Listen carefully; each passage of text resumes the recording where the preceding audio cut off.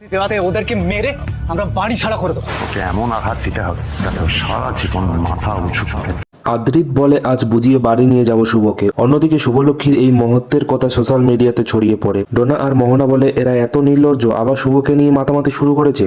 শুভকে এই বাড়িতে আসতে দেওয়া যাবে না, আমাদের আটকাতেই হবে। আদ্রিতের হাত কেটে গিয়েছিল, তাই শুভলক্ষ্মী ওষুধ লাগিয়ে দেয়। আদি বলে এই তো আমার আগে শুভকে আমি ফিরিয়ে পেয়েছি। শুভ, আমি আমার ভুলের জন্য তোমার কাছে ক্ষমা চাইছি। শুভলক্ষ্মী বলে ওরা কি আমাকে ভরসা করতে পেরেছে, যাকে আমার ফ্যামিলি বলে মনে করছি এত বছর? সমতি ফোন করে বলে শুভর খোঁজ পেয়েছি, তাড়াতাড়ি আমরা যাচ্ছি। আদি বলে ওরা যদি এখানে চলে আসে শুভ আমাকে ভুল বুঝবে। বাড়ির সবাই শুভর খোঁজ করতে করতে কমলির বস্তিতে চলে আসে। কমলি বলে শুভদি কোথায় সেটা আমি জানি না। কমলিকে সঙ্গে নিয়ে শুভলক্ষ্মীর বাড়ির লোকজন সেখানে চলে আসে। শুভ তারপর আদিকে বলে তুমি ওদেরকে এখানকার ঠিকানা দিয়েছো। আদি তোকে ভুল বুঝে শুভলক্ষ্মী। মোহনা বলে কোনোভাবেই শুভলক্ষ্মীকে আর বাড়িতে ঢুকতে দেওয়া যাবে না। পরবর্তী পর্বটি দেখতে হলে অবশ্যই চ্যানেলটিকে লাইক এবং সাবস্ক্রাইব করুন।